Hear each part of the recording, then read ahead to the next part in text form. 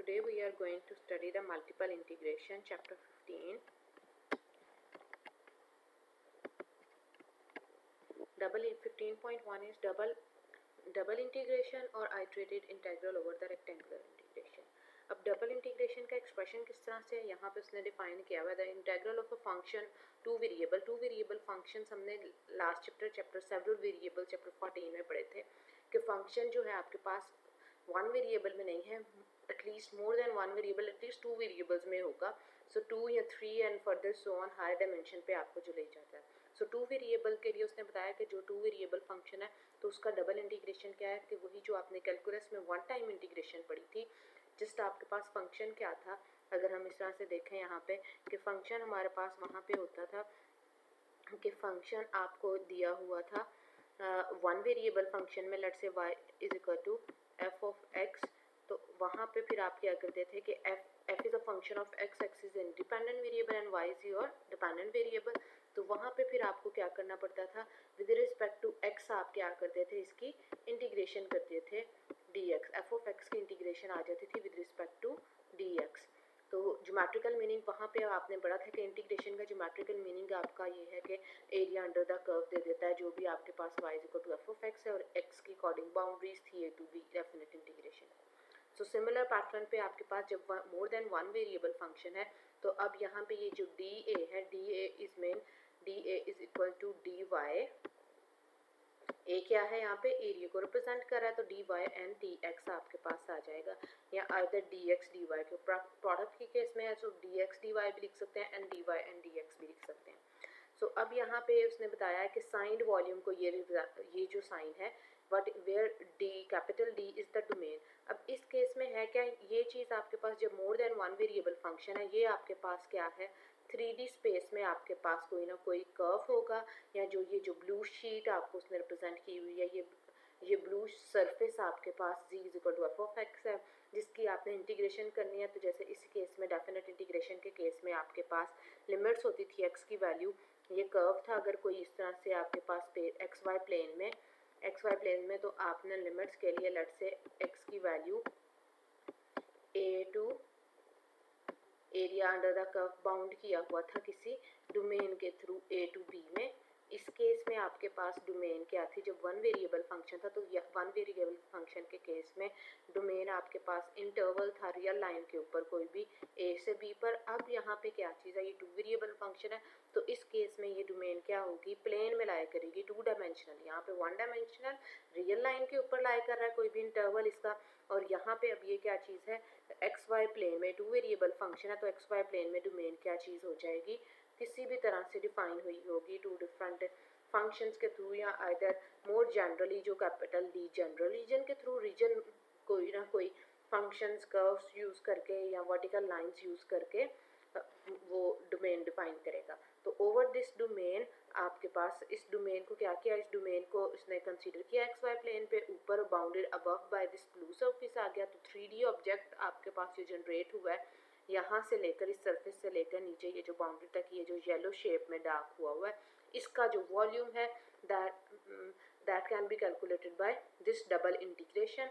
अब ये जो डबल इंटीग्रेशन है इस येलो ऑब्जेक्ट का आपको क्या देगा, वॉल्यूम दे देगा. वो ये कह रहा है कि यहाँ पे वॉल्यूम पॉजिटिव होगा अगर आपका जो रीजन है एक्स वाई प्लेन के अबव, ये जो अगर ये रीजन आपका अबव, ये डायग्राम में जो उसने शो किया है above the X Y plane है. तो इस केस में आपके पास ये जो आंसर आएगा ये पॉजिटिव आंसर होगा और ये पॉजिटिव वॉल्यूम है.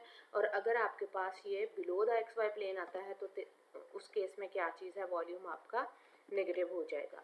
अब यहाँ पे उसने डोमेन बताई है कि डबल इंटीग्रेशन के केस में डोमेन क्या चीज़ होती है. अभी मैंने आपको बताया कि वन इंटीग्रेशन के केस में जैसे ऊपर मैंने डायग्राम बना के कि एक इंटरवल होता है ए टू बी किसी भी पर्टिकुलर वैल्यू के लिए, लेकिन यहाँ पे आपके पास क्या चीज़ है, जनरल रीजन होगा कोई भी. तो सबसे पहले हम वो ये कह रहा है कि सिंपलेस्ट केस डिस्कस करेंगे. जो सिंपलेस्ट केस क्या है, जनरल रीजन जो डिफरेंट कर्व्स नहीं ले रहे बल्कि एक रेक्टेंगल ले रहे हैं. अब रेक्टेंगल बनती कैसे है, एक्स वाई प्लेन के ऊपर जब आपने रेक्टेंगल कंस्ट्रक्ट करनी है तो वो किस तरह से बनेगी, इस यहाँ पे आपने कोई एक्स की पर्टिकुलर वैल्यू ले ली, लेट से एक्स की वैल्यू हमने 1 ले ली, इसी तरह से वाई की कोई पर्टिकुलर वैल्यू ले ली, लेट से वाई की वैल्यू 3 ली हुई है.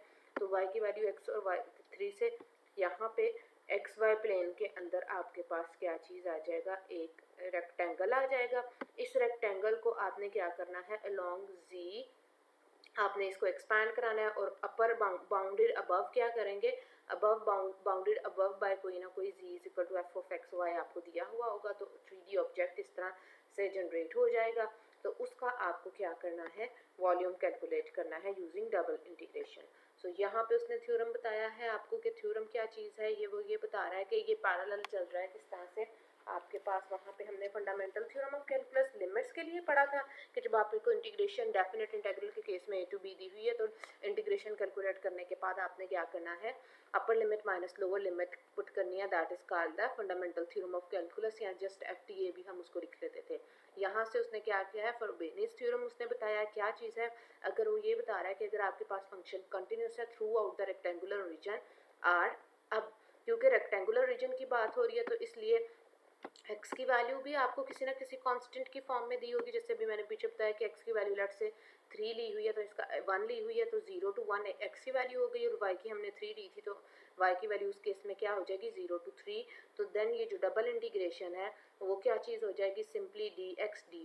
अब इस एक्सप्रेशन को अंडरस्टैंड करना है, वो ये कह रहा है कि जब आपके पास दोनों लिमिट्स, ये x की लिमिट है जो a to b है और दूसरी लिमिट क्या है, दूसरी वाली c to d लिमिट है y की, जब दोनों लिमिट रेक्टेंगल है तो रेक्टेंगल का मतलब है लिमिट से देख के कैसे पता चलेगा over rectangular region, X and Y, X की भी दोनों लिमिट्स एंड वाई की भी दोनों लिमिट्स कांस्टेंट की फॉर्म में दी हुई होंगी। दोनों लिमिट्स कोई ना कोई इंटीजर्स होंगे या फ्रैक्शन भी हो सकते हैं, तो बेसिकली कोई भी कांस्टेंट होंगे। अब जब दोनों लिमिट्स कांस्टेंट हैं तो आइदर आप पहले x के विद रिस्पेक्ट इसको डिफरेंशिएट करो और फिर y के विद रिस्पेक्ट कर लो, या पहले y वाली लिमिट लगा के y के विद रिस्पेक्ट इंटीग्रेशन ले लो, ये y की लिमिट्स हैं और ये क्या है, x की लिमिट। तो हमेशा दोनों का आंसर क्या आता है, सिमिलर ही आता है। फर्दर क्या है, फर्दर वो ये आपको बता रहा है कि डबल इंटीग्रेशन क्या चीज़ है। तो ये जो डबल इंटीग्रेशन जो आप इस तरीके से कैलकुलेट करोगे वो आपको वो जो सॉलिड रीजन बना हुआ है, आप एग्जांपल देखोगे तो बात समझ आ जाएगी। ये उसने बताया कि ये जो फंक्शन है, फॉर एग्जांपल इस फंक्शन की जगह आपने 2 वेरिएबल फंक्शन ये z ले लिया। अब जब ये ड्रॉ करोगे तो ये z, अगर आपका चैप्टर 14 रिकॉल्ड है तो आपको चीज़ें याद होंगी कि ये क्या चीज़ है, ये आपके पास एक प्लेन आती है z is equal to 4 minus X minus Y, ये प्लेन की इक्वेशन है।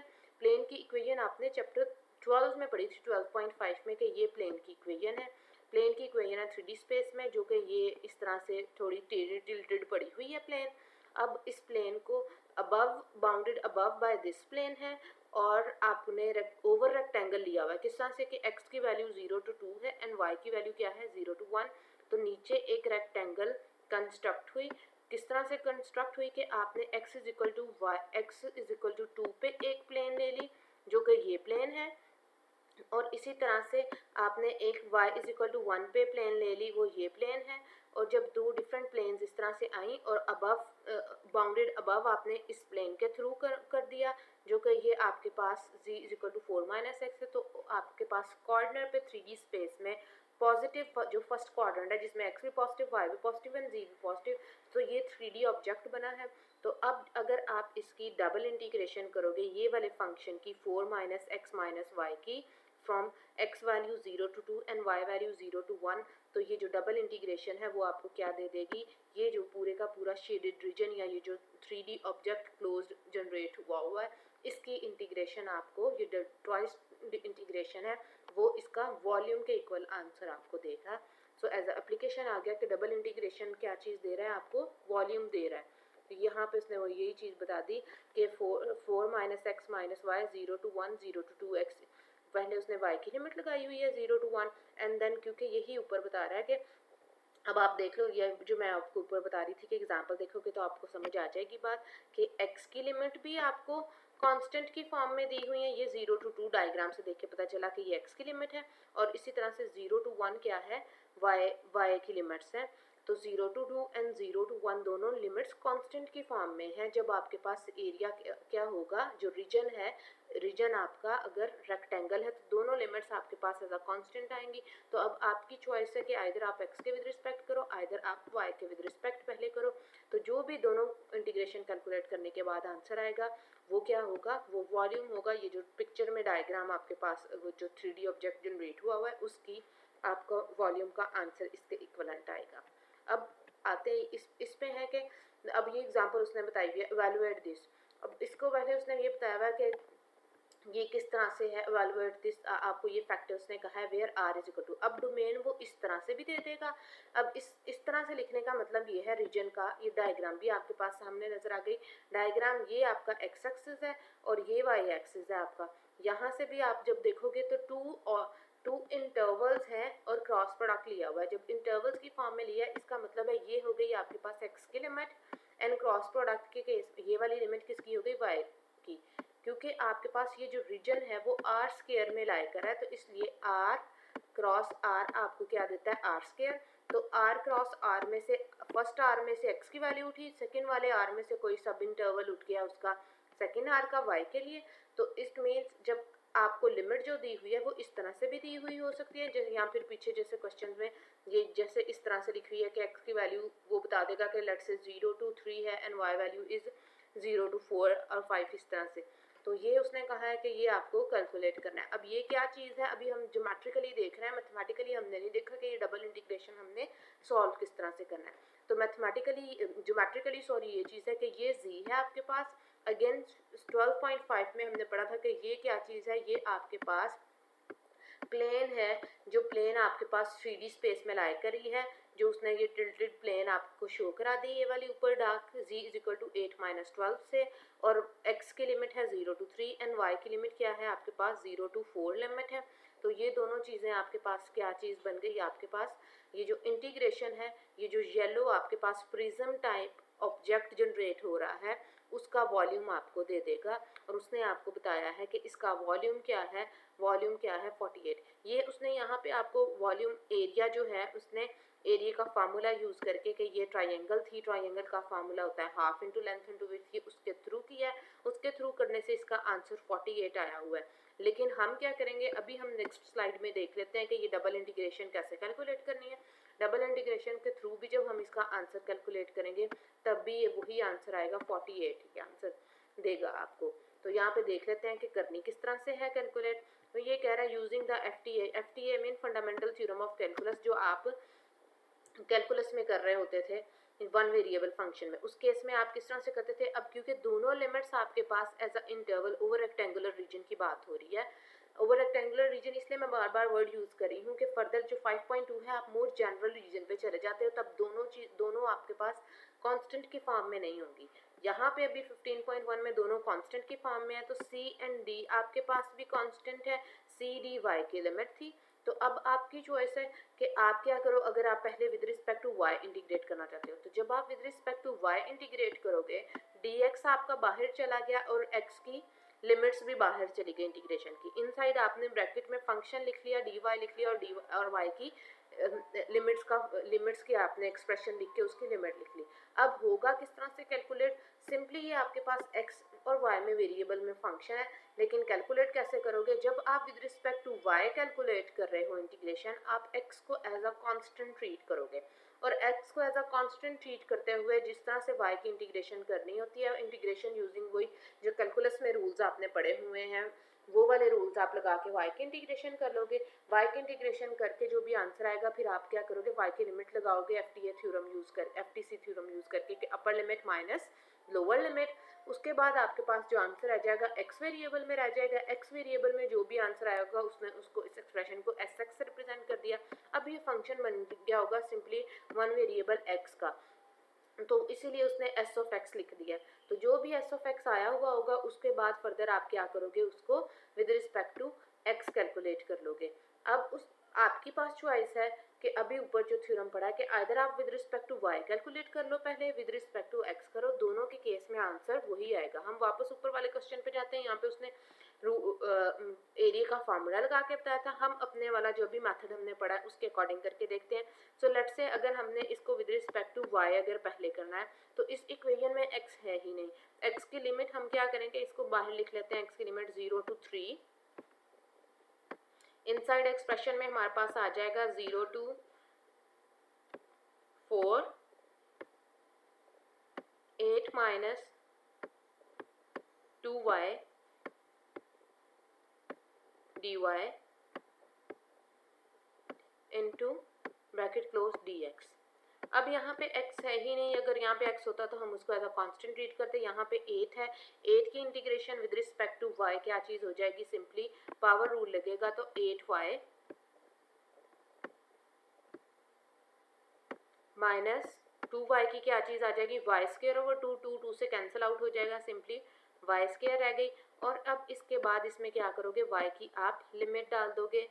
y की लिमिट क्या आ गई 0 to 4 एंड जो भी लिमिट है फर्दर आपने क्या करना है, फर्दर अब आपने upper limit minus lower limit put करोगे। Upper limit lower limit put करने से x, क्योंकि आपके पास y है 0 है लोअर लिमिट, तो दोनों फैक्टर्स में y है तो दोनों फैक्टर्स का y वैनिश हो जाएगा। सो सिंपली 4 ही पुट करके देखना है, 4 इसमें पुट करोगे तो 8 इंटू 4 32 माइनस y का स्क्वायर जो 4 का स्क्वायर 16 हो जाएगा, तो 32 माइनस 16 करोगे तो उसके अकॉर्डिंग आपके पास आंसर आ जाएगा 16। और 16 की देन सॉरी यहाँ पे बाहर x पड़ा हुआ था, तो 16 का फर्दर आपको क्या करना है, 16 dx कैलकुलेट करना है, integration with respect to x। 16 dx जब आप इंटीग्रेशन लोगे 0 to 3, तो 0 to 3 16 की इंटीग्रेशन क्या आएगी, 16x हो जाएगी। और 16x पे जब आप फर्दर लिमिट डालोगे 3 माइनस 0, तो अगेन 16 इंटू 3 आंसर आपके पास वही वाला आ जाएगा जो ऊपर उसने आंसर बताया हुआ था कि आंसर इसका क्या आता है 48। अभी फर्दर हम क्या करेंगे, और हम एग्जांपल्स देख लेते हैं, उससे आपको बात समझ आ जाएगी। ये एग्जांपल उसने दी हुई है यहाँ पे। अब ये आपके पास फंक्शन है x का भी और y का भी, उसने कहा ये इवैल्यूएट करो। तो अब उसने ब्रैकेट में पहले क्या कर लिया, y की लिमिट पहले कैलकुलेट करने लगा है और देन वो क्या करेगा, x की लिमिट कैलकुलेट करेगा। अब जब आपने y को लिमिट इंटीग्रेशन विद रिस्पेक्ट करने लगे तो e की power x as a constant treat होगा। तो आप क्या कर सकते हो, एज अ कांस्टेंट इसको क्या करोगे, इसको इधर से नेक्स्ट स्टेप में आप कर सकते हो, इसको बाहर ले जाओ और सिंपली क्या होगी, y की इंटीग्रेशन होगी। y की इंटीग्रेशन क्या आएगी, वाई स्क्वायर ओवर 2, और वाई स्क्वायर ओवर 2 में आप क्या करोगे, upper limit minus lower limit put करोगे। ये उसने यहाँ पे आपको बताया होगा। e की पावर x एज अ बाहर आ गया, उसने पहले sx कैलकुलेट कर लिया, e की पावर x बाहर चला गया, y की इंटीग्रेशन y का स्क्वायर ओवर 2। तो क्या किया फर्दर उसमें, उसने अपर लिमिट माइनस लोअर लिमिट की, तो 9 का स्क्वायर 81 एंड माइनस 1 का स्क्वायर 1 ही होगा, तो 81 माइनस 1 ओवर 2 क्या चीज़ आ जाएगी 80/2। 80/2 गिव्स यू 40 e की पावर x। सो फर्दर ये जब आपने सॉल्व कर लिया इनसाइड, उसके बाद क्या करना है, dx के विद रिस्पेक्ट इंटीग्रेशन करनी है।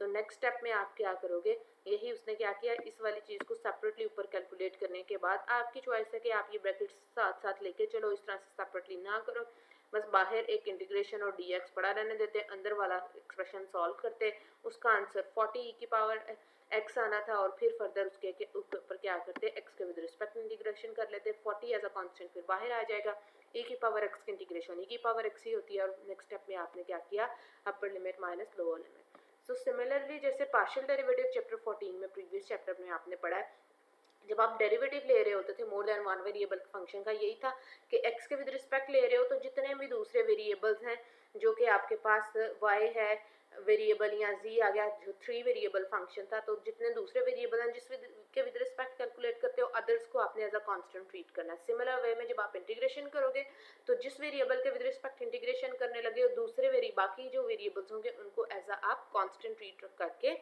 बाहर ले जाओगे और फर्दर ये करोगे। अब सिमिलर वे में ये वाला क्वेश्चन है एग्जांपल नंबर 5, ये अब आपका सोल्यूशन यहाँ पे गिवन है, ये आपकी प्रैक्टिस के लिए छोड़ रही हूँ। क्या होगा अगर आप विद रिस्पेक्ट टू x करते हो तो ये चीज़ आपके पास y as a constant treat हो जाएगा। तो अब सो बेसिकली ये एक्सप्रेशन लेट से इस तरह का है, y कुछ भी कांस्टेंट है तो उसको हम अगर लिखें 3x, y की कोई भी वैल्यू है, लेट से मैंने कलेक्टिवली यहाँ पे लिख दिया a। सो अगर a यहाँ पे कांस्टेंट है तो 1/3x प्लस a की इंटीग्रेशन क्या होगी, पावर रूल लगेगा इसके ऊपर, इसकी इंटीग्रेशन के लिए इसकी पावर क्या है -1/2, तो पावर में प्लस एक ऐड होगा तो टोटल पावर 1/2 बन जाएगी, और वही पावर नीचे डिनोमिनेटर में डिवाइड होगी और साथ में क्या आ जाएगा 3, उसका जो डेरिवेटिव है वो आ जाएगा, साथ में मल्टीप्लाई हो जाएगा। तो इसका डेरिवेटिव 3x प्लस a का डेरिवेटिव क्या बनेगा, a कांस्टेंट वैनिश हो जाएगा, सिंपली 3। वो आपको पार्शियल डेरिवेटिव से करके बता रहा है कि यहाँ पे उसने इस तरह से बताया कि क्या चीज़ है, इस एक्सप्रेशन का जब आप डेरिवेटिव लेते हो, अब यहाँ पे पार्शियल डेरिवेटिव लिखा है, क्यों, क्योंकि ये फंक्शन क्या है मोर देन 2 वेरिएबल, क्योंकि हम विद रिस्पेक्ट टू x पहले करने लगे हैं तो इसलिए उसने डेरिवेटिव भी विद रिस्पेक्ट टू x ही बताया है। इंटीग्रेशन रिवर्स प्रोसीजर है, तो वो ये रूल यहाँ पे लगा रहा है कि इस एक्सप्रेशन का अगर आप डेरिवेटिव पार्शियल डेरिवेटिव लेते हो तो ये एक्सप्रेशन आ जाता है 1/3 1/3 प्लस 4y। सो इसका जब आपने इंटीग्रेशन इस एक्सप्रेशन की इंटीग्रेशन करनी है तो उसका आंसर वो कह रहा है ये आएगा। तो आप आइदर इस तरह से करके देखो या आइदर जो मैं आपको बता रही थी कि ये आपके पास बेसिकली क्या चीज़ है, इस पे आप लिख सकते हो कि 3x प्लस 4y की पावर -1/2। तो इस पे इंटीग्रेशन, इस एक्सप्रेशन की इंटीग्रेशन करने के लिए क्या होगा, इसका पावर रूल लगेगा, साथ में इसका डेरिवेटिव होना जरूरी है जब पावर रूल लगता है। तो इसका डेरिवेटिव 3 है, तो इसलिए पहले ही हम क्या करेंगे, 3 से मल्टीप्लाई भी करा दिया और 3 से डिवाइड भी करा दिया। अब इसका डेरिवेटिव बाहर इस साथ में पड़ा हुआ है, तो इस पूरे फैक्टर पे ये 1/3 बाहर ही रहेगा। इस पूरे फैक्टर का आंसर क्या बनेगा इंटीग्रेशन का, पावर में प्लस ऐड हुआ और जो भी पावर बन रही है, पावर क्या बनेगी 1/2, वो डिनोमिनेटर में आ जाएगी एज इंटीग्रेशन। तो करने के बाद आप क्या करोगे, upper limit minus lower limit put करोगे, ये एक्सप्रेशन बन गया। ये एक्सप्रेशन अब आपका जस्ट y में रह गया। अब y में जो भी जो आया हुआ, फिर फर्दर आप क्या करोगे, उसकी y पे इंटीग्रेशन अप्लाई कर दोगे। y के with respect again power rule दोनों पे लग जाएगा और करने के बाद आपने उसको सिंप्लीफाई कर देना है, जो कि 34/9 आंसर आता है। फर्दर क्या है, वेरीफाई दिस। अब ये फरबेनियस थ्योरम को वेरीफाई करवा रहा है यहाँ पे। ये आपकी जॉब है कि आपने क्या करना है। अभी ऊपर हम कर चुके हैं, पहले x के विद रिस्पेक्ट किया, फिर y के विद रिस्पेक्ट, यहाँ पे सोल्यूशन भी दिया हुआ है, वो ये बता रहा है कि फिर उसके बाद अगर आप पहले विद रिस्पेक्ट टू y करो और देन x पे करोगे तो जो आपका प्रीवियस आंसर आया था इस वाले फैक्टर का भी एग्जैक्ट वही आंसर आता है। तो आपने क्या करना है, ये खुद से प्रैक्टिस करना है। फर्दर कुछ प्रॉपर्टीज उसने बताई हुई हैं। प्रॉपर्टीज क्या है, कंटिन्यूस फंक्शंस आर इंटीग्रेबल। वो ये कह रहा है कि कंटिन्यूस फंक्शन जो आपके पास है, अब क्योंकि आपका वही चीज़ चली गई है जो आप कैलकुलस में पढ़ते थे 2D प्लेन में थे, अब 3D या हायर डायमेंशन पे है। तो कंटिन्यूस आपके पास फंक्शंस जितने भी हैं उनकी इंटीग्रेशन के रूल्स वही बनेंगे जो सेम आपके पास वन वेरिएबल से हायर डायमेंशन पे अगर आपके पास एक्सटेंशन हुई है, वही रूल्स हैं। अब क्या थे कि अगर f(x) प्लस g(x) था तो इंटीग्रेशन क्या था, आपके पास लीनियर फंक्शन है, तो दो फंक्शन सम की फॉर्म में और उनकी इंटीग्रेशन करनी है तो आप स्प्लिट कर सकते हो। फर्स्ट फंक्शन की सेपरेटली ले लो और देन सेकंड फंक्शन की सेपरेटली ले लो और फिर उन दोनों को ऐड अप कर लोगे तो आंसर वही आएगा कि अगर इनिशियली फंक्शन ऐड करके आप इंटीग्रेशन करते हो। इसी तरह से उसमें था कांस्टेंट रूल कि अगर फंक्शन के साथ कोई कांस्टेंट मल्टीप्लाई हो रहा है तो कांस्टेंट इंटीग्रेशन से बाहर आ जाता होता है और फंक्शन की आप इंटीग्रेशन ले लेते हो। फर्दर क्या है, find the volume between the graph. अब ये आपने उसने बता दिया एंड द रेक्टेंगल। ये अब यहाँ पे आपको पास वही जो प्रीवियसली मैंने आपको बताया हुआ था, ये x की लिमिट हो गई, ये y की लिमिट हो गई और आपके पास क्या चीज़ है, ये फंक्शन है। और अब हमें क्या करना है, इसका वॉल्यूम कैलकुलेट करके देना है। डबल इंटीग्रेशन को ही अब वो क्या कर रहा है, ज्योमेट्रिकल मीनिंग जो कि हमने भी पढ़ा कि वॉल्यूम होता है इसका geometrical meaning over rectangular reason. तो ओवर रेक्टेंगुलर रीजन वो वॉल्यूम पूछ रहा है। इट मीन हमने करना यही है कि इस वाले की आपको डबल इंटीग्रेशन करनी है। Double integration with respect to, first of all आप आइदर x के विद रिस्पेक्ट ले लो, आइदर y के। हम सोल्यूशन देखते हैं उसने क्या किया, ग्राफ उसने यहाँ पे बनाया हुआ। ये 3D ग्राफ से देख के आपने कंफ्यूज नहीं होना, जस्ट उसने कॉन्सेप्ट के लिए बताया कि ये जो फंक्शन है वो कुछ इस तरह का है और हमने क्या किया है, ओवर रेक्टेंगुलर रीजन इसको बाउंड जब कराया है तो उस वाले जो बाउंडेड रीजन का आपके पास जो 3D ऑब्जेक्ट बनेगा ओवर रेक्टेंगुलर रीजन, उसका वॉल्यूम कैलकुलेट करना है। हम जस्ट उसके मैथमेटिकल रीजनिंग पे जाएंगे कि करना क्या है, मैथमेटिकल वे में कि फंक्शन लिखा जो भी गिवन है और उसके ऊपर आपने लिमिट्स लगाई। लिमिट्स लगाने के बाद आपने पहले with respect to y x उसने पहले किया है इंटीग्रेट, पहले वो विद रिस्पेक्ट टू y कर रहा है एंड देन जो भी उसका आंसर है इस एक्सप्रेशन पे विद रिस्पेक्ट टू उसने x इंटीग्रेशन लगाई है। तो जो भी आंसर आया 36 आंसर आया, ये आपकी जॉब है। सिंपल है इसकी इंटीग्रेशन, अभी जो बता चुकी हैं वही कैलकुलस के रूल्स लगेंगे कि ये आपके पास x की पावर की फॉर्म में है, y की पावर, दोनों पे पावर रूल लग जाएगा। जब आप y के विद रिस्पेक्ट रखोगे तो x as a constant treat हो जाएगा और फिर लास्ट में है ही x का फंक्शन। तो ये तो क्वेश्चन है यहाँ पे इस स्टेप पे आके लास्ट वाले में जो वन टाइम आपने इंटीग्रेशन ले ली, दूसरी दफ़ा तो वो बन ही कैलकुलस का चैप्टर 5 का क्वेश्चन बन जाता है। फर्दर क्या चीज़ है, फर्दर अब यहाँ इस चैप्टर पे आप ये देख लो कि या तो वो क्वेश्चन वर्डिंग में देगा वॉल्यूम में और इस तरह से इंटरवल में दिया होगा, आइदर वो क्वेश्चन इस वे में देगा मैथमेटिकल वे में और इन इक्वालिटीज़ की फॉर्म में। करना दोनों का वही चीज़ है कि इंटीग्रेशन ही आपको कैलकुलेट करके देनी है, जो रूल्स उसने बताए हुए हैं। ये 3D डायग्राम जस्ट उसने आपको वो कॉन्सेप्ट देने के लिए कि किस तरह का ऑब्जेक्ट जनरेट हो रहा है ओवर रेक्टेंगुलर रीजन, करना आपने ये चीज़ है। अगेन वही है, एक और एग्जांपल उसने दे दी है। या आप जितनी ज़्यादा मैंने लेक्चर्स में इसने डाली है कि जितनी ज़्यादा आप एग्जांपल्स करोगे उतनी अच्छी आपकी प्रैक्टिस हो जाएगी।